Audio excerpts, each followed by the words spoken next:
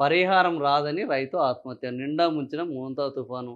3.5 ఎకరాల నష్టానికి ఎకరం 3.5 ఎకరాల నష్టానికి ఎకరం 10 గుంటలే దెబ్బతిన్నట్టు నమోదు.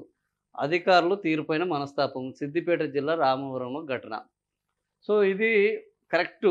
3.5 ఎకరాల నష్టానికి ఎకరం 10 గుంటలే. అంటే మూడో వంతు.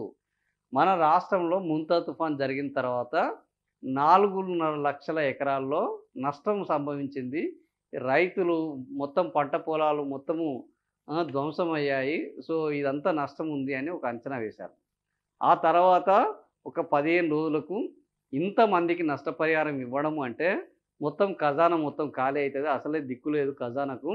సో, ఇప్పుడు దీన్ని ఎగ్గొట్టడం ఎట్లా అని ఆలోచించిన ముఖ్యమంత్రి రేవంత్ రెడ్డి, కాంగ్రెసు అద్భుతమైన పరిపాలన.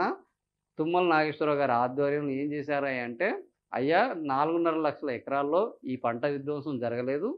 కేవలం 1,00,000 ఎకరాల్లో మాత్రమే పంట విధ్వంసం జరిగింది. కాబట్టి ఈ 1,00,000 ఎకరాలకే మేము పరిహారం అందిస్తాం. ఇక్కడ అది గూడా అదే సేమ్. 3.5 ఎకరాలు మొత్తం ఎక్కడికక్కడ ఏమి లేకుండా పంట మొత్తం నష్టమైతే, ఆయనకు ఎకరంలోనే అయినదంటే ఇప్పుడు ఆ 2 ఎకరాలు ఎక్కడ ఉన్నదో చూపెడతారా అంటే, అది చూపెట్టే పరిస్థితి ఉండదు.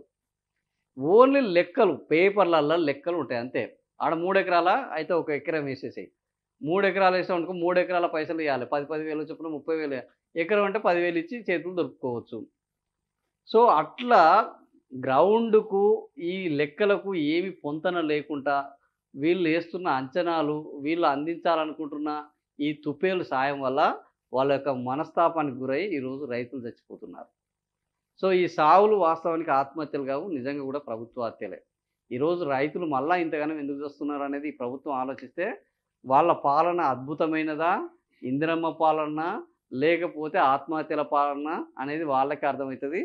సో, ఈరోజు ఈ అధికారుల తీరుపైన మనస్తాపం చెంది సిద్దిపేట జిల్లాలో రామవరంలో ఘటన, ఈ రైతు ఘటన అనేది పరిహారము ఇంకా భవిష్యత్తులో గూడా అందరికి ఇట్లనే ఉంటది. మీ దగ్గర 30 ఎకరాలు కనుక నష్టం జరిగితే కేవలం 10 ఎకరాలకు మాత్రమే ఇవ్వడానికి ప్రభుత్వం సిద్ధమైంది. 30 ఎకరాలకు ఇవ్వదు.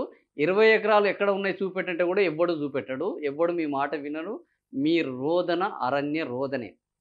సో, కాంగ్రెస్ ప్రభుత్వంలో డబ్బులు లేవు. ఎట్లా డబ్బులు ఎగ్గొట్టాలే, ఎట్లా జనం నుంచెల్లి డబ్బులను పిండుకోవాలి. ఇదే ఆలోచన తప్ప జనానికి ఎట్లా మేలు చేయాలి, వాళ్ళ కన్నీటిని ఎట్లా తూడ్చాలి అన్న ఆలోచన ఏ కోశాన లేదు.